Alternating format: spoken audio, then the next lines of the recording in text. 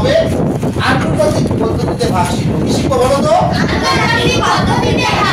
আন্তর্জাতিক পদ্ধতিতে বলতে পারি, ইন্টারন্যাশনাল বলতে পারি, অথবা আধুনিক পদ্ধতিতে ভাগ। কিভাবে বলবো? আধুনিক পদ্ধতিতে ভাগ। মনে থাকবে তো? শুনো, আধুনিক পদ্ধতিতে ভাগ কিছুই না, ভাগ ভাগই থাকবে, যা যেরকম কাজ সব ঠিক থাকবে।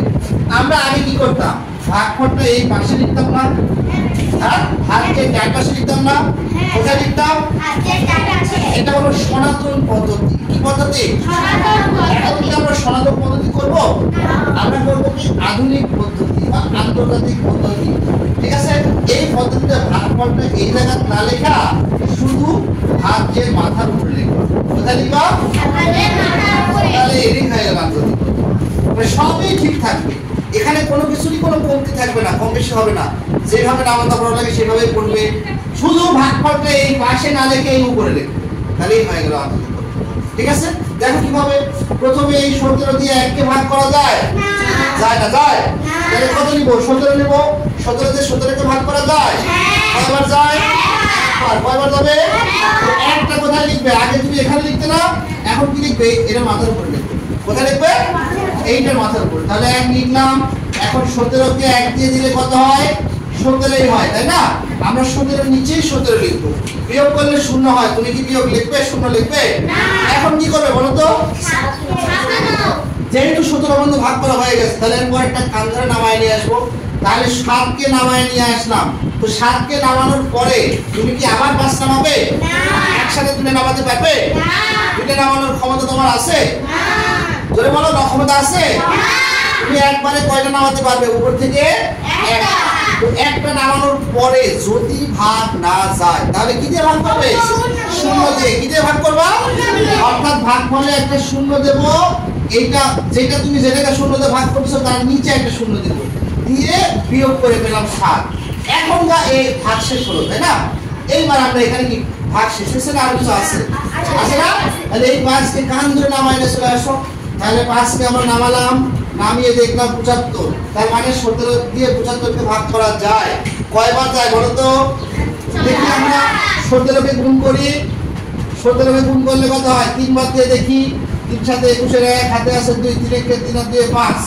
তোমরা যেহেতু 17 এর ঘরটা আমাকে জানো না, দরকার নাই জানা, আমরা তো উপায় জানি, তাই না? তাহলে এইটা গেল 3 বার দিয়ে অনেক কম হয়ে যাচ্ছে। এবার 4 বার দিয়ে দেখি। 4 বার দিলে হয় কত? 4 সাথে 28 এর 8 হাতে আছে 2, 4 কে 4 আর 2 6, 68। 68 আর 75 কাছাকাছি না? 5 বার দিলে কিন্তু বেশি হয়ে যাবে, তাই না? এর জন্য তুমি কয়বার দিবা? 4 বার। 4 কোথায় লিখবা? এই যে ভাগফলের উপরে, তাই না? আর এই 75 এর নিচে কত লিখবা? 68 লিখবো। কত লিখবো? 68। এখন আমরা বিয়োগ করব। বিয়োগ করলে কত হয়? 8 আছে কয়? 15 সাথে হাতে আছে 1, 1 6 একে 7, 7 সাথে মিলে গেলে 0। তাহলে এই অঙ্কে তুমি ভাগফল কত পেলে?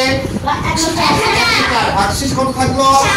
7। তুমি যদি এটা আগের পদ্ধতিতে করতে, তাহলে কি ভাগফল আর ভাগশেষ কোনো পরিবর্তন হতো? না। হতো? হতো না। তাহলে আন্তর্জাতিক পদ্ধতিতে ভাগ কিছুই না, জাস্ট ভাগফলটা পাশে না লিখে কোথায় লিখবো? উপরে লিখবো। আর আরো কিছু কথা মনে আছে? এই ভাজক আর ভাগশেষের মধ্যে সম্পর্ক কি মনে আছে? কি বলো? এই ভাজক আর ভাগশেষের মধ্যে সম্পর্ক কি বলো? বলো।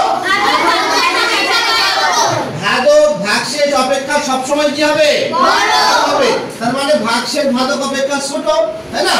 এখন যদি তোমাকে বলা হয় এই ভাগটা তুমি সঠিক কিনা করে দেখাও, তাহলে কি করবা? এই ভাগটা সঠিক কিনা, মানে ভাগের উত্তর যাচাইয়ের নিয়ম শিখাইছিলাম না? তাহলে কিভাবে আমরা ভাগের উত্তর যাচাই করবো?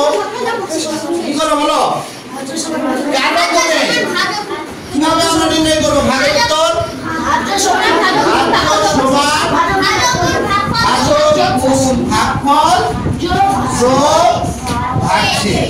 ঠিক আছে? তাহলে ভাজ্য কত? 1775। এই ভাজক আর ভাগফল গুণ করে তার সাথে ভাগশেষ যোগ করে যদি এটা হয়, তার মানে তোমার ভাগ ঠিক আছে। আর যদি এটা না হয়, তাহলে তোমার ভাগ হয়। তাহলে তুমি তোমার ভাগ নিজেই উত্তর যাচাই করতে পারবে না, সারি দেখানো লাগবে। তাহলে আমরা ভাগ করে দেখি, গুণ করে দেখি। ভাজক কত? 17। গুণ ভাগফল কত?